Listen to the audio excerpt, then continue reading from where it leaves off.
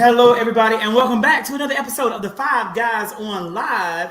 And Sherman, get ready to unmute because we are happy and excited to welcome tonight into the fifth seat, the one and only Sherman Hardy, chasing knowledge. Sherman, how are you, my friend? Hey, I am doing great. Thank you so much for having me, guys. Sherman, this is not your first time at the rodeo. And so since we last spoke, you had a great turnout for your election for a city council seat. Well, actually, it was what, county executive, city executive? And now you're out here continuing the work, available for opportunities for people who are also considering municipal office and running for office and things of that nature. So we are really excited to have you tonight because we have some city news to talk about, especially with the governor of Florida teaming up with the governor of Texas to ship migrants not only to the city of Martha's Vineyard, but to the home of Vice President Kamala Harris. We open the floor. I think this topic belongs to Darius, or is it Vince? Vince, tell us what you think about this, and I'm definitely excited to hear kind of your take on it, and then also see what Sherman thinks as someone who actually ran for this type of position. So, Sherman, what would you have done had Ron DeSantis bust Venezuelan migrant asylum seekers to your city? Vince, take it away. Yeah. First off, I think anytime you see DeSantis or Abbott in a headline, you're automatically going to side eye it. They've been up to no good, bad news bears for like the past 4 to 6 years, if you will. So this situation, just the headline alone, is extremely problematic, right? It's extremely troublesome. Anytime that you see migrants herded, migrants shipped, migrants bust, it should leave a bad taste in your mouth, because at the end of the day, for me, I just automatically lean on the thought of this being a civil rights issue, especially considering that it only happens with, Black and brown people. Even if you want to go back last year with the Haitians, when they had that natural disaster, and just the roping and the horses and just those images that came out that I'm sure broke everybody's hearts. I just think that this entire thing is insane. And I'm glad that Governor Newsom over in California is calling on the DOJ to issue a probe, start some type of investigation on both of these state senators to not only acknowledge the fact that this is immorally wrong, but what is the legality around this too? Like, can we hold them accountable on a federal level? I don't know what that looks like, but I think it definitely needs to be researched, especially the fact that while I was researching more, that specifically DeSantis was tricking these migrants, saying that, hey, we're going to send you to Boston and that we're going to give you basically a faster pass or a faster access for you to get your working authorization. And then they end up across the country, in California, and basically aren't, reaping the promises that were initially issued to them. So that's tricking people under false pretenses. While, like you said, Zach, they're coming over here for asylum to escape whatever they're trying to and wanting to escape from their home countries. So, this is terrible. It's bad optics. It's bad just all the way around. So I wanted to definitely get your guys' opinions on it. Yeah, and definitely the fact that they're doing this under a false pretense is really it's an undertone of a larger issue of what's going on in politics in America. These people are willing to send, human beings across the states, many states, and the federal government is in charge of, the transfer through state commerce and et cetera, et cetera. So now you're like you say, you're violating laws because these people were in the process of pleading asylum. But when I was in the military, there were certain things that you're supposed to do when somebody requests asylum, and none of my books ever said that you're supposed to ship them to somewhere else. But the fact that Ron DeSantis is taking migrants from another state, a state that is none of his concern, when he should be worried about the people of the great state of Florida, but he's not. He's worried about himself and trying to be the Trumpiest of Trumps, and to ship people. Okay, first of all, we need to figure out where those funds are coming from, because you can't tell me that you're invested in another state's problem and you're not funding your own programs in your own state. that's a huge problem. And I know we're going to talk about a lot of stuff as well. Somebody mentioned human trafficking. You're absolutely right. That's what they're trying to investigate them for. But it's deplorable all over. And, when you talk about migrants, I'm originally from Miami. And, I've seen wet foot, dry foot since I can remember. I was in high school when Elian Gonzalez got deported back. But when you think about, that's a very rare instance, and that's only because they were fighting, family back there was fighting for them to come back, but Haitians get sent back immediately. So it's like, you have to look at this systemic problem that's going on in America, and the fact that and both parties are complicit. Both parties could actually do something about immigration, but it always get brought up to the front, then it gets sent back to the back of the conversation. I think you bring up a great point, especially the point around the funding. When doing some research, I saw that Florida taxpayers paid over $615,000 to fly these individuals to Martha's Vineyard. So can we do something about them? Yes. Vote they out come election times. That's what you can do about it. But then also you have to look at the cities they also send them to. DC, Chicago, New York. Who run in those cities? African Americans. Mm-hmm. So that's another message it's sending. I definitely think this is an issue, and it definitely needs to be addressed because it's deeper than what they're saying it is. It's not just about immigrants. Because I'm hearing that they open the borders in Texas and letting them come in so they can do this. Yeah, but you also have to look at what they're doing. I think outside the box when it comes to this as well, and what they're doing by sending tons of migrants into predominantly, African American led communities. Once again, this is trying to dilute or to kind of, push everybody into this one zone where they can just go ahead and ballot it out. And, while they're over there dealing with their problem of trying to get the population up. And I think it's even deeper than that. I think it's a clear message like, okay, Kamala Harris, this is a problem that you created by, X, Y, and Z, by the policies in place. So let me just let you know that you created this problem. So I'm going to send it to your front doorstep.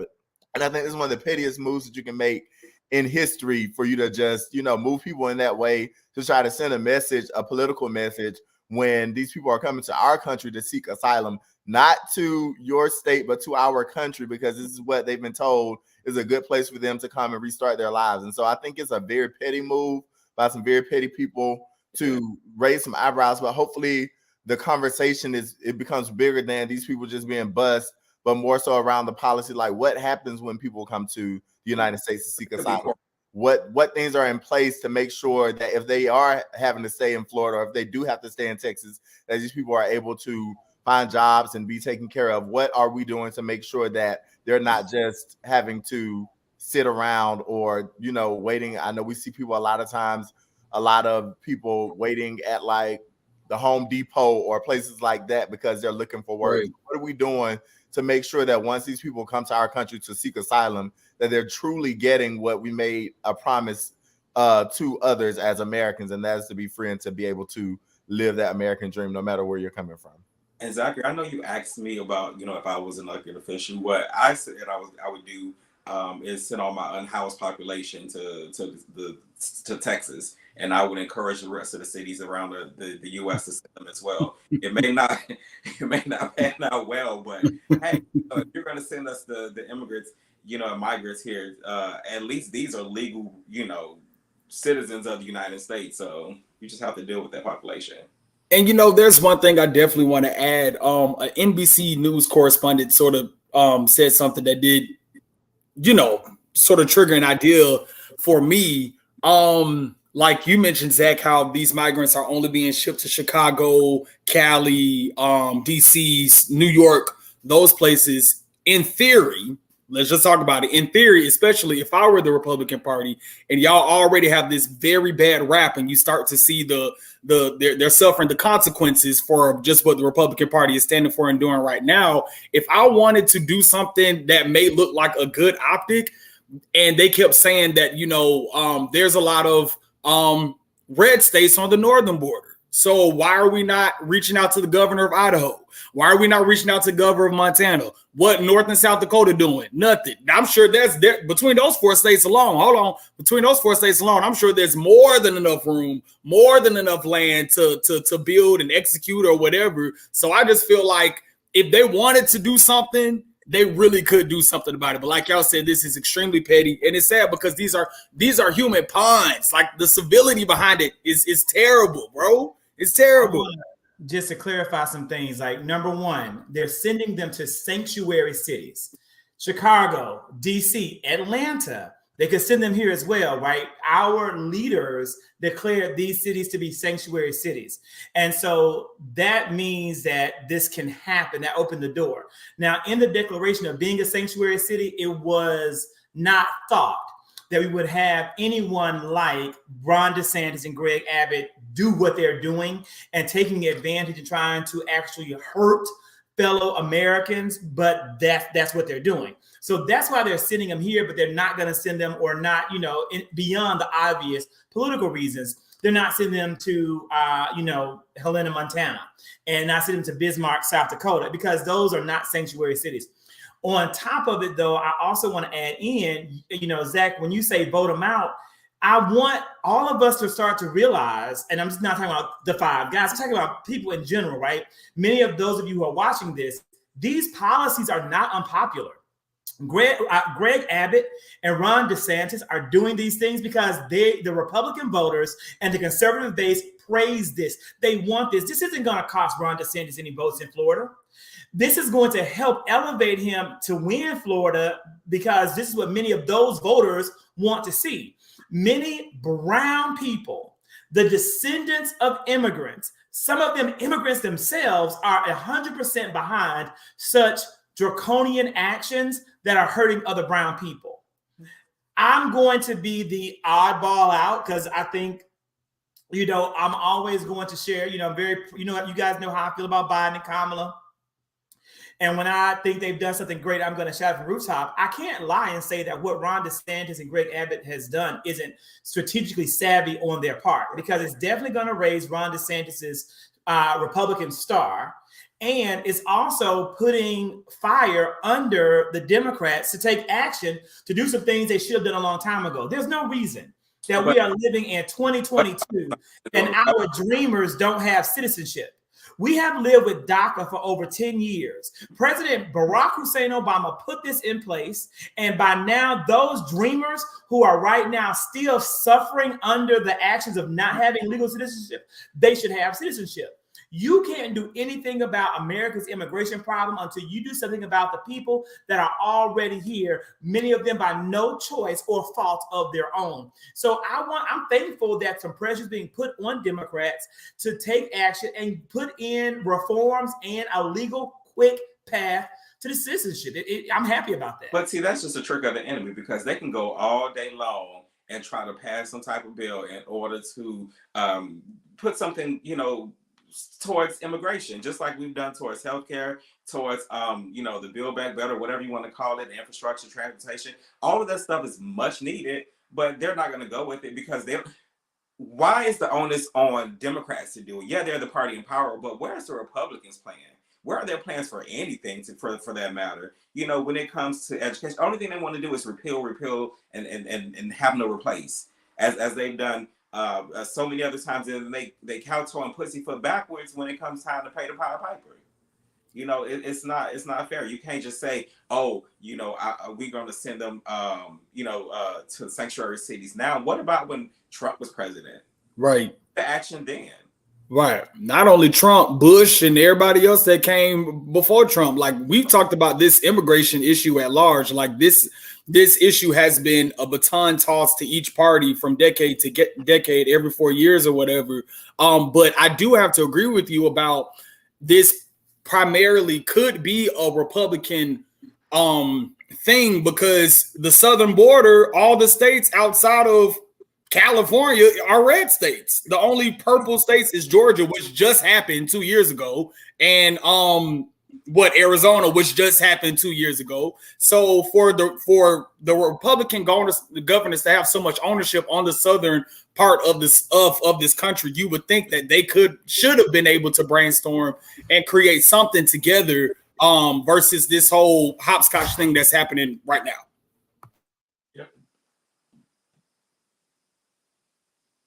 There's a lot of work that has to be done. We're glad that that Giovanni's able to get his internet back up and running.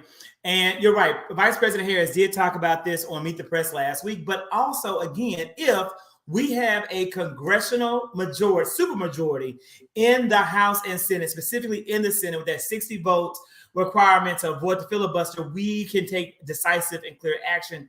And it's all going to come down to these midterms, which we're going to talk about a little bit later in tonight's discussion. But before we go into that, well, maybe we can just quickly run into it because it falls in and kind of fits. One thing, and I'm going to do a little bit of skipping in the show just to get to the PowerPoints that go with this.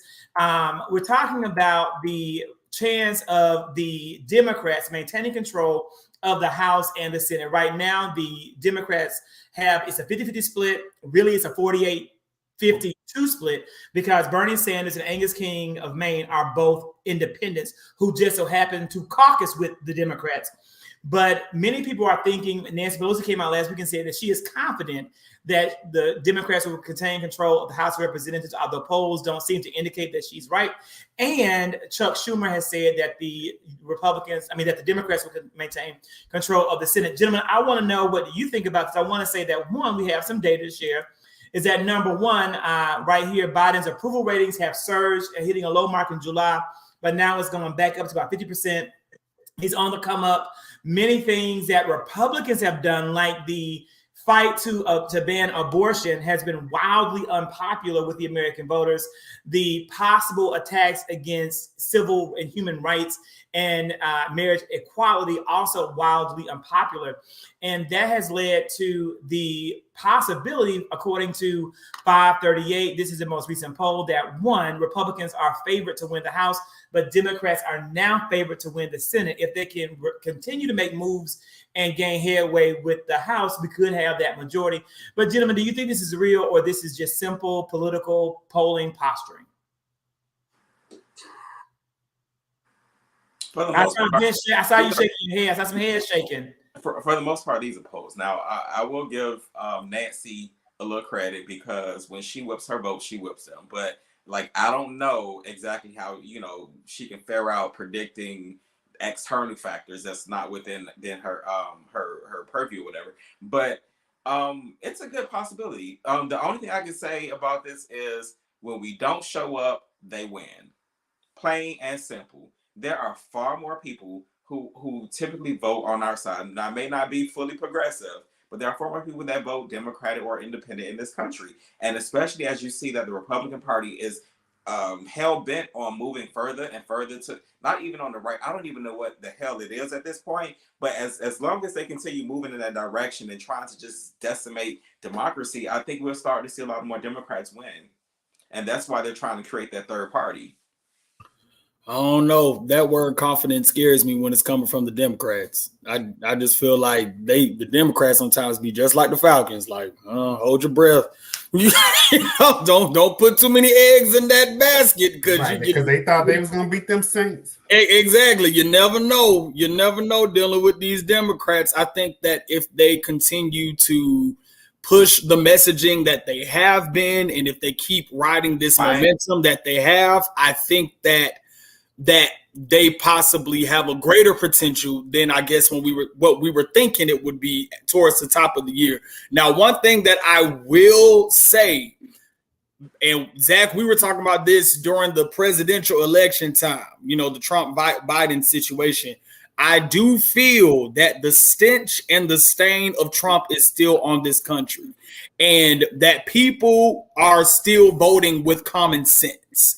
And I think considering just the bad rap that the Republicans have been pushing during the first 2 years of Biden's administration, people are just trying to get Trump out.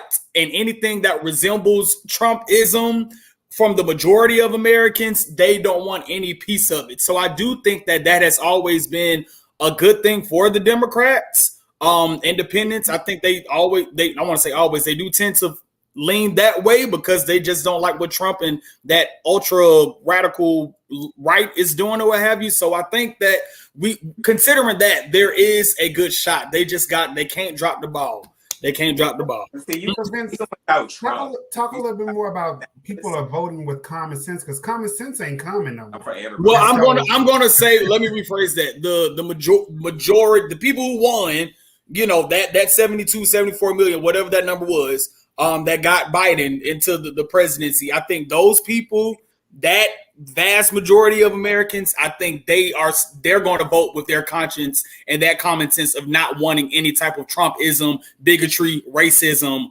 allowed further in this country. Out of the picture, you still have Ron DeSantis, who is his next stop is the White House, and that's what people are predicting. If Trump falls out, he may be the new front runner for that.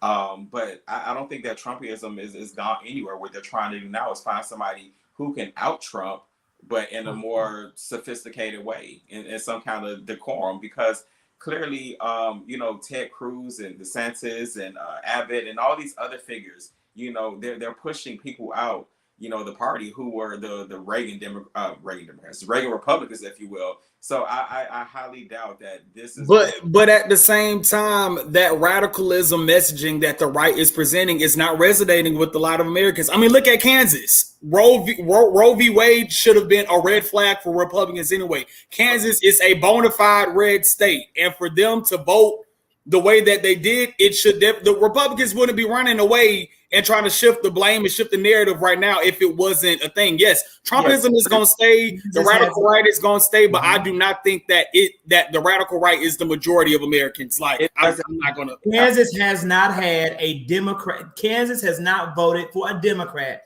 since 1936. Even Alaska, they did not vote for John F. Kennedy. People, Kansas is if you can get if you can get some Democratic wins like they got around abortion in Kansas, it is a bell ringer, in my opinion, for the danger that the Republican Party is in with women in this country. And Alaska, Zach.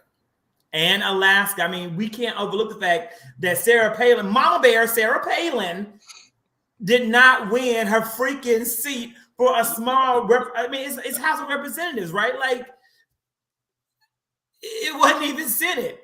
That to me, I agree with you, Vince. I think on this case, people, I don't want to be overconfident. If Democrats stay the course and continue to hit hard, they're going to be in good shape.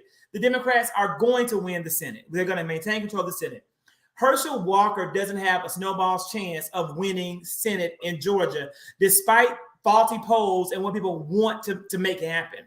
It's not going to happen. Raphael Warnock is going to continue to be the senator from the state of Georgia. Herschel Walker is not going to win that.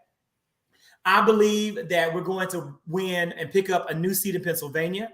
I believe that we're also going to have I don't know if we're going to win Florida, but we have a chance with Val Demings. You don't think Oz going to win? Who? I'm praying. Mehmet Oz? You don't think Oz going to win? No, Mehmet Oz is not going to win. He could maybe win if he stayed in New Jersey where he lives, but he's not going to win. Unfortunately, I do believe that the stroke that Fetterman had is going to hurt his overall. I think it hurts him in this election because he's not able to do a lot of things that he once could do as he's healing and recovering. But I still think he's going to win this election. I believe that we're going to win. Tim Ryan is going to win Ohio. I think Mark Kelly is going to keep his seat in Nevada. In Arizona. I believe that to be the case. I'm worried about the House of Representatives because of gerrymandering and because how Republicans have and the Republican governors of these states gerrymander and how the Supreme Court has upheld those gerrymandered maps. I am worried about the House of Representatives. And if either house falls into Republican hands, you're going to have a lot of backlog and stalemates. But again, the hope, I think, is still there. The hope, I think, is still there. My hope, and I don't want to spend too long on this one because I know that we're going to come back and do a lot of talk about this. I just wanted to start putting it on the radar of our viewers and on the radar of the gentlemen as we move towards the 50. We are 50 days out from the midterms. We vote in 50 days, people. So I just wanted to put it on your radar. And something else I want to make sure is on your radar is the absolute abuse of the people of the not so great state of Mississippi. Both Zach Thomas and I are natives of the state. And Zach, I think this is Darius. This was your topic, right?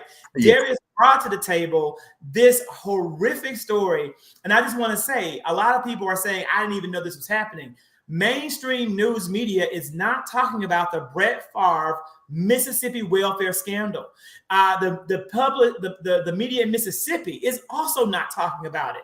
This story broke because of what's called the Mississippi Free Press. It is a free little newspaper that you pick up all over the state in like little grocery stores and gas stations. They don't have money. They don't pay journalists. It's a miracle, but they heard about this. They hunted it down. They didn't give up. And I am certainly going to give them a nice donation at the end of the week. Darius, tell us about the Brett Favre Mississippi welfare scandal. Zach, where I'm from, we call that the bad and busted paper. So let me tell you all about Brett Favre. Brett Favre, of course, is a former NFL quarterback who earned at least $140 million over his 20 years in the NFL, between his salary for NFL plus millions more in product endorsements.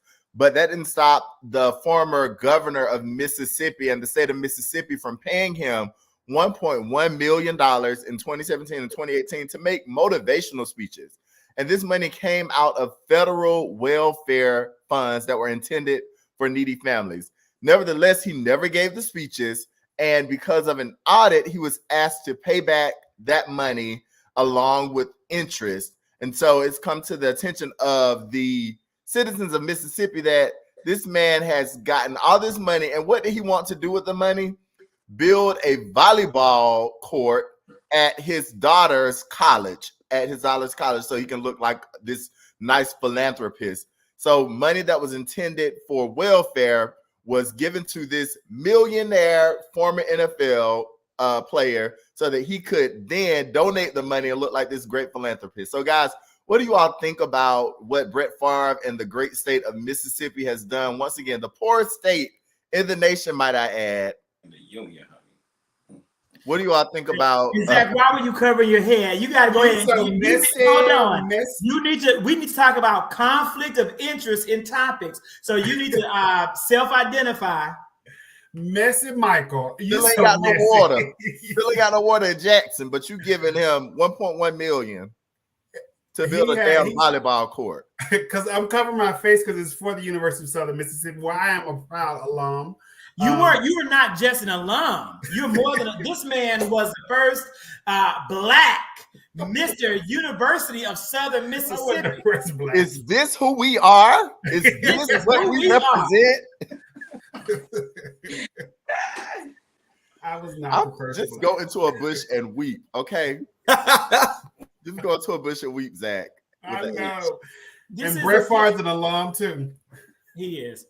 You know, there definitely should be a lawsuit coming. This is a very catchy issue. Now, earlier, people were saying that we need to have the Department of Justice investigate and launch against Ron DeSantis and Greg Abbott. I think that's a really bad idea because you can't do that right now. With the Department of Justice, to me, the number one focus, of course, is on Trump and January 6th and the Mar-a-Lago papers. If they go after Ron DeSantis and Greg Abbott now for what could be legal, it's only going to make it seem like they're more politically motivated than what the Republicans are already claiming that they are, although we know that not to be the case. However, in this case, they absolutely can pursue legal action against former Governor Phil Bryant and against Brett Favre and against anyone at the University of Southern Mississippi who was responsible or who knew about where these funds were coming from. This is an absolute tragic statement. And adding more insult to injury, guys, is this. Mississippi gets about $88 million in welfare funding.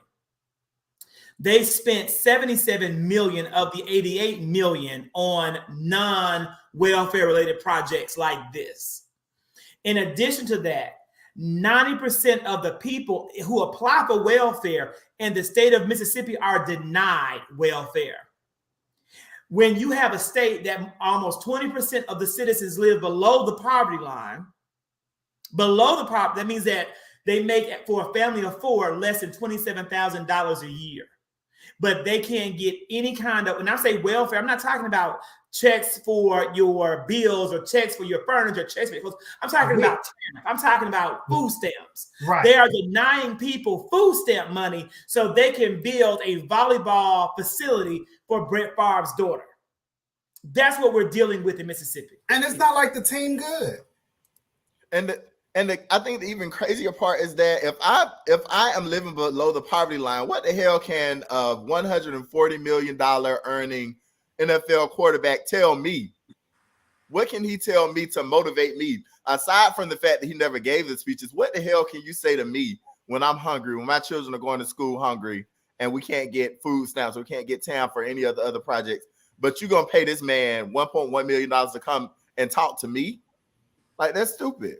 But Brett Favre lives in a land of privilege, correct, and power.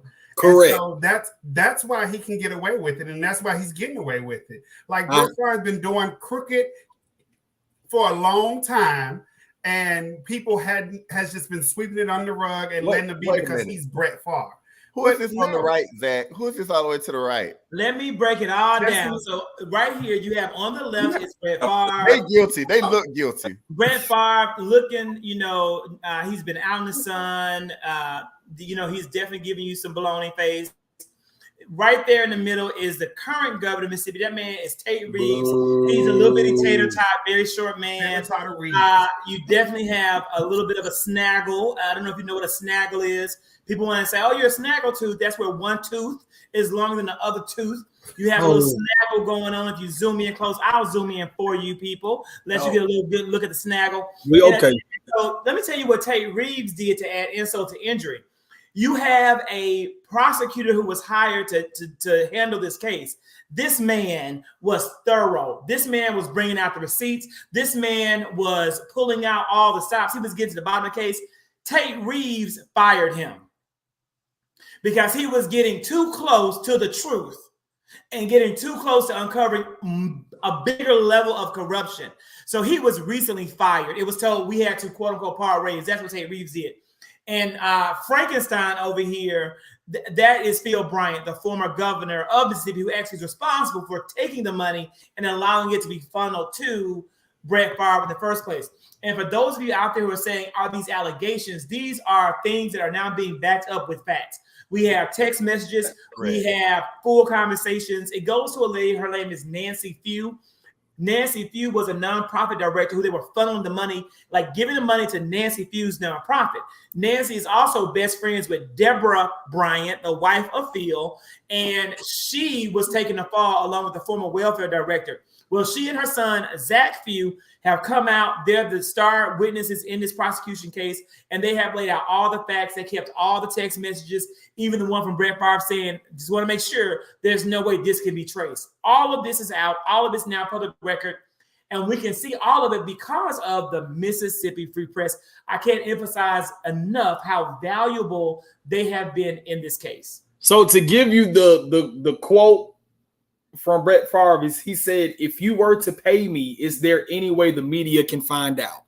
Yeah. If that ain't a slam dunk to be prosecuted, then I don't know what is. I definitely agree that the Department of Justice needs to just haul ass on Mississippi at this point. And I just feel like, even not saying that this correlates to the water issue, but just even how the governor, we talked about this last week, just how the governor has handled that.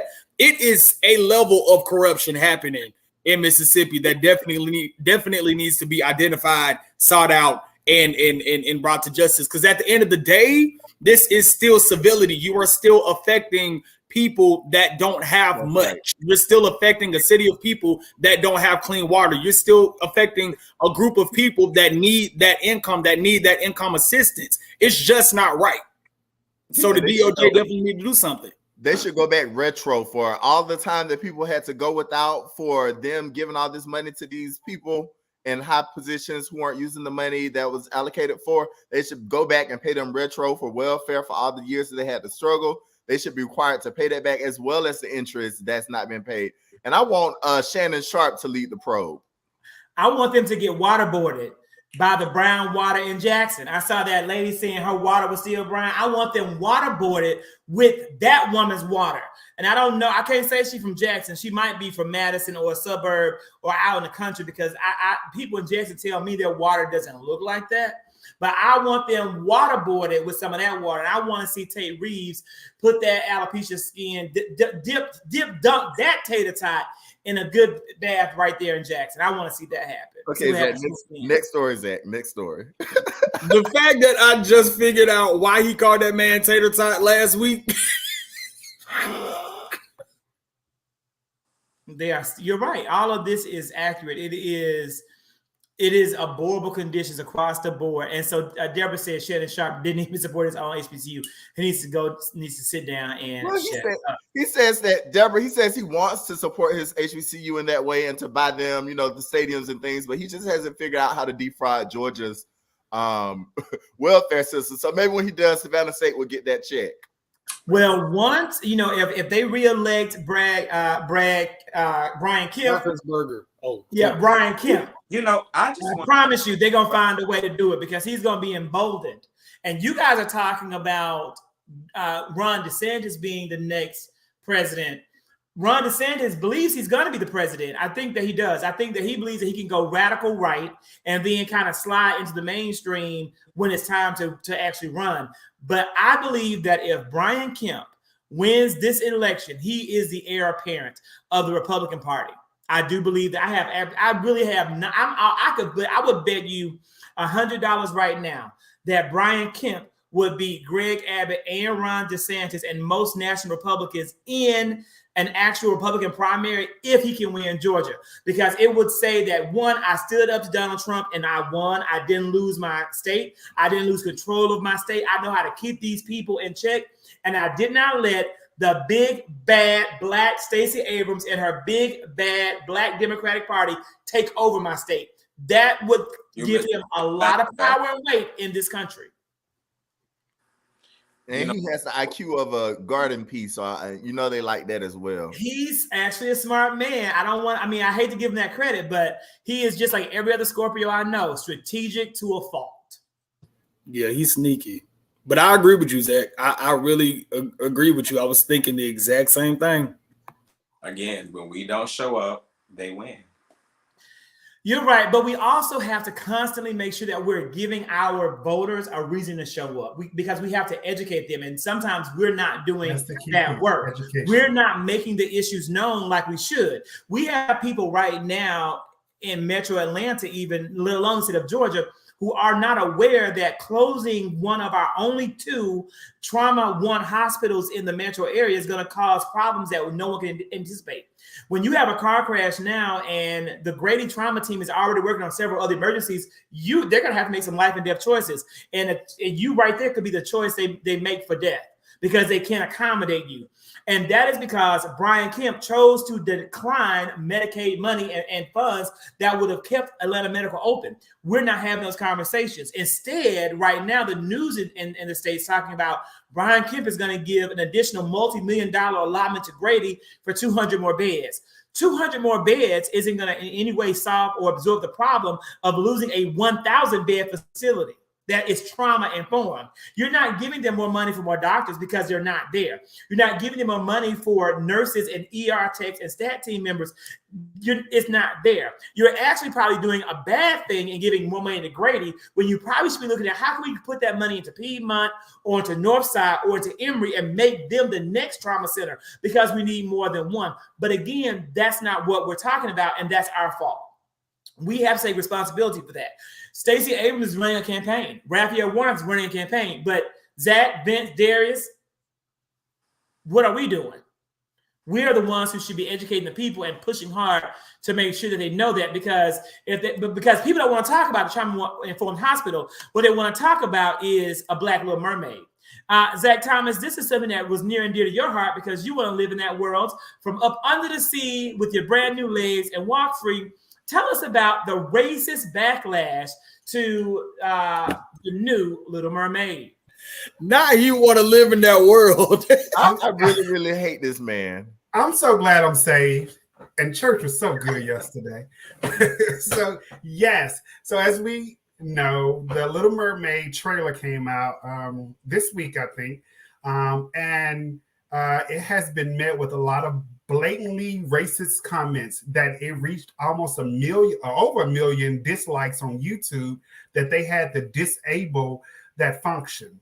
But it also was met with some positives. Like if you look on YouTube, you also see the blind posts from people showing their kids the trailer, and kids said, "Oh my gosh, she looks like me," or the little young lady who's saying, "Is it just me, or does she sound like Whitney Houston?" So I just wanted to get the guys' thought of: is it truly an issue that when Little Mermaid was depicted back in the day, she was a white woman, but now she's a black woman? I mean, because Ursula was purple, and I don't see anybody playing her but a white woman. I mean, the Asian people was white people, the black people was white people. Everybody that was played in some form of film was a white person, and I've gotten a little more blander when it comes to things like this. Like, I definitely enjoy some of the memes that I saw, but just the issues and the topics that people find intriguing that they feel like they have to converse about. Like, sometimes I'm just like, I don't give a, F. I probably can't hear somebody here, but, I just don't care because it has nothing to do with our lives. And it takes away, and it's like just wasted energy, if I'm going to be honest with you. Because, like you said, Zachary, there's like a whole lot of other issues that we could be facing right now, but we don't want to do that because why? It's not sexy, it's not attractive. I can be doing other stuff, and what is that other stuff that we could be doing on TikTok, on Instagram, and hopefully watching your show, and watching the Queen's funeral. You want to talk about the Queen, you want to watch the Queen's funeral when Puerto Rico doesn't have power. Right. You want to watch the Queen's funeral when you had a 6-point plus earthquake, ravage the capital city of Mexico. Yeah, and what I was also going to say in addition to that is, like, the song by Childish Gambino, "This Is America." I would probably butcher the actual title of it, but the thing behind it still resonates because we are still going after the trifle things and not paying attention to the big issues. And I know there's a video floating around about, who created TikTok and, designed this and that about algorithms. But it's really true. Like, Americans, we are divested from things, that actually impact us, in our daily lives. But, we're on that junk stuff, and those algorithms feed into that. And they keep sending like the same stuff. And in other countries, they're like, they share more educational stuff and things of science and technology and are trying to advance and improve. And it's a national security problem that American is dumbing down. I agree with you too. I'm sorry, Vince. I agree with you to a certain extent. There are certainly more important issues than who's playing the Little Mermaid. However, as one of my teacher mamas, Miss GJ, just posted, representation does matter. And we're talking about the self-efficacy of children. Children are not able to imagine themselves, in roles or in careers that they've not seen themselves represented in. And even with fictional characters, children should be able to turn to books and to the media to see mirrors and windows. They should see mirrors of, characters that look like them and windows to, the endless possibilities that are in front of them. And so this is important for when a Black girl sees that there's a Little Mermaid. If she wants to be an actress, of course, we know that she won't grow up to be a mermaid, but we know that, she won't be, when she turns on the TV, it won't be devoid of actresses that look like her. And so it is a very important issue. And I'm glad that we are, taking the time as a culture to acknowledge the importance and just the shift of the way that media is portraying African Americans and allowing opportunities for us to be seen in different roles that might not be traditionally seen as a role that a Black girl should play. And the fact that it causes so much outrage should let you know that we're moving in a direction that is important for the future of entertainment. But let's take this and turn it to something that's actually positive, that it's going to reflect our lives. Let's go out and take this same energy to the schoolhouses and to those board of education meetings and take the same energy and say that our representation matters in those history books. BIPOC, Black, Indigenous people of colors, like our history is American history. It is world history, and it should be taught. I don't need to see some fictional cartoon to let me know that representation matters. And yes, it totally does, but I would rather my real representation matter. Let us know about that, and then we can begin to fight these other battles as this as well. Yeah, I would. I definitely agree with what. Yeah. I think there's two truths to this. I agree with both of you. I think just considering what Disney, their audience is for the Little Mermaid, they're not looking for Gen Xers and millennials and baby boomers to do all that, and I also just feel like, if people are mad now, they're gonna stay mad because Haley is Ariel. Her just got casted to be Belle for their Beauty and the Beast live action. Yara Shahidi just got casted to be Tinkerbell in the live action version of Peter Pan, which comes out next year. And then Cynthia Erivo is the fairy in Pinocchio that just came out 2 weeks ago. So I just think that Disney has gone black.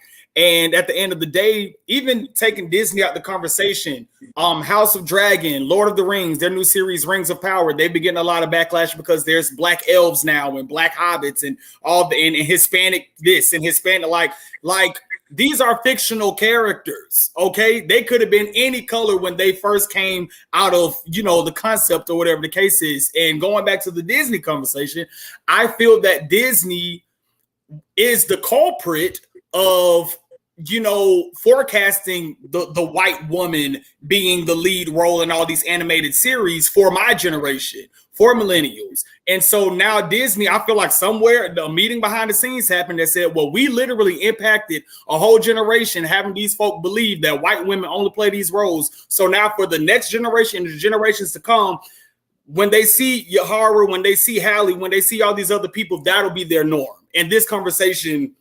won't even exist because Disney has that much influence and impact because that's all I saw. Belle was white, Ariel was white, Sleeping Beauty was white. That's all I saw. But now my daughters and their daughters' daughters are going to see, oh, there is a black and a white mermaid. So it's over for everybody. We want to go into the future. I want to say, on this issue, it's fine. If people want to not watch Little Mermaid, don't watch it. We have this group, Christians Against Little Mermaid. Christians who are against Little Mermaid, look, y'all don't go. Okay, don't go. You don't have to get up out your house. You don't have to get out of that trailer, hop up in that pickup truck and with the 2 by-4s on the back and roll on down there to the little theater in the corner and watch the Little Mermaid. You don't have to. Baby, to this young lady right here that said, I'm gearing up for the Little Mermaid. Sweetheart, you didn't have to do all that. You didn't have to go and get the last little bit of makeup your mama had and mix it all together and try to put this on. And now she mad because she ain't got no money to go down to Walmart and get some new makeup. Look, you don't have to do all that. Just don't go and see it. It's okay. It's not for you. And that's okay. And that's why I'm like, I'm happy to tell all of them, don't go and don't watch the dragon shoot fire and the black folks hop up on top of it. Don't do it. Just don't watch it. It's not for you because it's still going to be watched. No matter what they say. And this is Hallie. Which one is this, Chloe? Hallie? Hallie. Right. I get them confused. I don't know. But Hallie has got her check no matter what you do. And not only does Hallie have her check, Hallie's going to receive award on top of award for this. She is going to sing at the Oscars. She is going to sing at the Grammys. She is going to be invited to be on Broadway. She's bound for an EGOT because of this work that she is doing. So you're not hurting anybody but yourself by missing out on this pivotal moment in the culture. And when they do stuff like hold on, Zach, hold on. And to not to cut you off real quick, like I have to, being a student of the arts, let's just talk about, and you sort of use this right here, Zach. Let's just talk about the talent. Hallie's voice was created for this role. You get what I'm saying? Like if you talented, you talented, and shouldn't no role of your skin color affect you from not receiving whatever is yours? And specifically Ariel, when you heard that 20-second bit of part of your world, you couldn't tell me that was not meant for her. You could not tell me at all. But go ahead. You couldn't tell the director that either. The director took an interview and said that he heard Hallie first, and that was the only throughout all of the different auditions that they had, that was the only voice that continued to resonate in his head. So she had the role from the first moment that she even auditioned before anyone else stepped in. Out of all the hundreds Brittney of Spears could never. I hate to say it. Brittney Spears could never. She is still somewhere twerking down and taking the shirt off. Now, listen, leave Brittany alone. I'm leaving her alone because I know that she is dealing with big issues, and I pray for her. And God bless her. I also want to add in. I had a good point to bring up before y'all threw Brittany out there. I think it's the slides that you were coming up to. Yeah, it wasn't the slides. It was really good too. It was a really funny zine that I had, but it's gone. I know the after show to come back. I don't think it's gonna come back. But that's senioritis. Let me tell you who they want to make come back, Vince, and it is the one and the only Whitney Houston.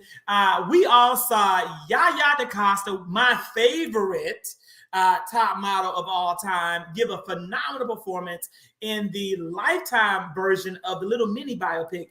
But now we have a brand new version of Whitney Houston's life story coming to the stage. And I Want to Dance with Somebody with Naomi Ackie. I'm sure you guys know her. I don't know who she is. The trailer looks great, but I don't think she does. You tell me all about it, Vince. Well, thank you.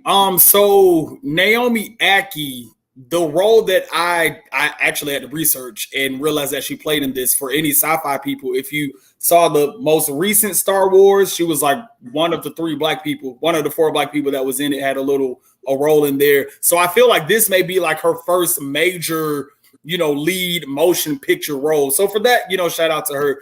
And also a quick credit, she just received, in 2020, she received the British Academy Television Award for Best Supporting Actress. So apparently across the pond, she's really big on their screens, both cinematic and television. So yeah, the Whitney trailer just hit.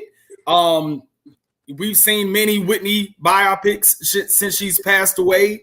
And, I think some people are side-eyeing it. Will it be will it be good in general? To your point, Zachary, I thoroughly enjoyed Yaya's version of the Lifetime biopic. And I really think Yaya favored Whitney, facially, all of that. Like, she really embodied that entire part or whatever. So, yeah, I just wanted to get everybody's idea of how you feel about it, because this is actually done by Whitney's camp. Like, this is her estate. They approved it. They're using all of Whitney's actual vocals. This is her original music, so on and so forth. Past biopics like Deborah Cox did some voiceovers, other artists did covers, so on and so forth. So yeah, you think this will be the home run, the Whitney deserved biopic that we've been wanting? Yeah, it looked like they got the budget. Okay. Budget. Let Whitney rest. Let this be the last one. She doesn't look like Whitney Houston. She gotta look like her. I think you do. No, let Whitney rest. Let this be the last one. And I agree with that too. Good one. And I'm like, let her. Child, she rested. She ain't worried about us down here. I don't want to see. I think they really just want to tell this story about what she truly gave, because it's supposed to have some. So they want to shed some tea. Well, that let me tell you who was gay. That's exactly what I wanted to say about the Little Mermaid. Actually, if people want to be up, I hate to go back in time, make it real quick, because people don't know this. If people want to be upset about something, they're upset about Ariel being played by a black person. Why not be upset about the fact that Ariel was being played by a female at all? The whole entire original concept is because the author of the original Mermaid was bisexual, had fallen in love with a man, and they could be together. And that's what the whole concept comes from, and why he had to, at the end, he committed suicide and lost his life. But nobody wants to talk about that in the story, so that's what I was gonna say, and I forgot. But sounds like a TikTok to me. I'm today. Oh, it will be. It probably won't be, because I got too many TikToks to make. I have one right here where they talk about how some blacks want to boycott the woman king because of the history of the homie empire, as well as the lack of like men being king. So because of misogynoir. So it's a lot of concepts there. Well, I heard it was a good one. They're missing a good one. They said it's a good movie. I'm going Wednesday. Yeah, I'm gonna go see the history not told because they own slaves. They actually sold slaves. this tribe, and But they it's didn't tell that history. So I mean, it was not the American. It was not the Middle Passage and American slavery. America had like the brutalest, slave codes and everything else going on around the world. So no, we're gonna just, we're gonna bypass that. And what I will say about, this whole drama behind this movie, I'm tired of our people who don't know their history being the loudest voices. Yep. First of all, there were many, kings who were women. That, and there were many tribes who were led solely by women. So I mean, for this hyper masculinity and this toxic, male, world, they just want to limit just anything that has something that's to the antithesis of what they have going on, and it's tragic because why not elevate a Black woman? Right. Are you guys gonna see the movie? So I'm gonna tell you. Let me tell you what I'm not gonna be able to see it. When I saw this right here in the trailer, Whitney, all they got right there was them veneers, because Whitney had them veneers, and that's the only thing that looked like Whitney in that little clip. The outfit, look at that face. I'm not gonna be. And Whitney is my favorite female vocalist, just like Luther is my favorite male vocalist. I'm not gonna be able to see this one. I would love to see, however, the Luther Vandross story brought to television, the big screen, or somewhere. But I'm gonna have to pass on this one. Our favorite R&B. They said, because the woman don't look like Whitney to you. It's Zach. We can. That's so petty. I think we can. He doesn't look like Whitney Houston. It's not as bad as them casting Viola as Michelle Obama. Michelle Obama. That was bad. That was bad. But now Viola did do her good acting though, so this lady may do her good acting as well. I hope so. If as adamant as Whitney's estate has been thus far, she had to really be some type of great for them to, sign on to this. So I think she so. But is Sissy still on for this? I don't think she signed on to this, did she? They just said the estate approved it. So I don't know whoever the estate is a part of. We haven't seen Sissy in a while. She might be over there with Barbara Walters. Wherever they hiring Barbara, they hiring Sissy.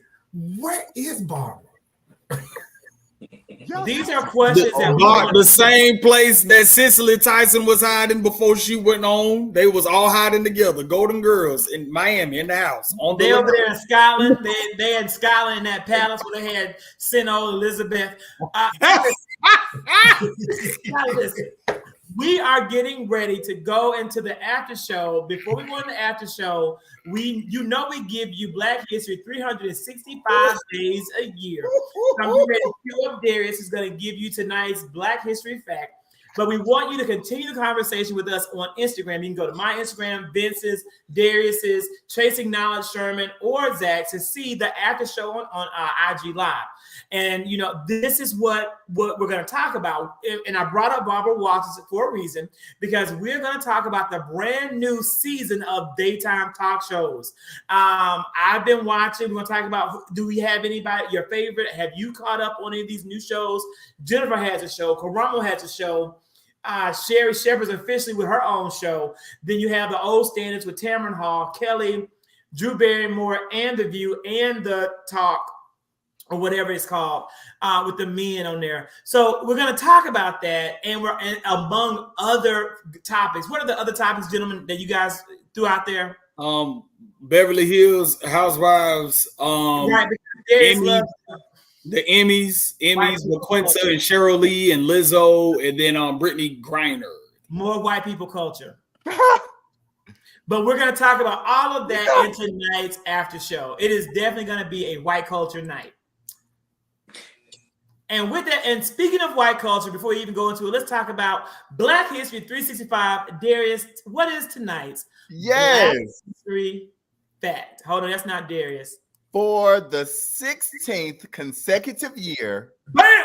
Spelman College has been named the #1 HBCU in the world. And this is such a great accomplishment, because I know firsthand those ladies over at Spelman work extremely hard to make a choice to change the world with their whole school for Christ. So shout out to Spelman College. Shout out to them. I'm not going to do it. Shout out to Spelman College in Atlanta, Georgia, for doing a great job of continuing to raise the bar and being exemplary members of the HBCU community and the world stage. So congratulations, Spelman, for 16 consecutive years at number one. 16 consecutive years as the number one HBCU in America. in the world. This is amazing, like to have a streak of that nature. And you said these are the Women for Christ? I had never heard that before. Our whole school for Christ. That's their motto is the whole school for Christ. Oh, that's what it is. All right. I learn new things every day. So a lot of accomplished women and American leaders have gone to Spelman and are continuing to go to Spelman. So that always brings, pride to my heart. So with that being said, we have one more Black History. Happy Founders Day to the men of Iota Phi Theta. Yes, happy Founders Day to my favorite Iota. Oh, we thank you. Check you out. It should be our all. He's not all of our favorite Iota. Y'all have another favorite Iota? They very well may. Some of them get around. So with that being said, we will see you on IG for the after show. I don't know who that damn is.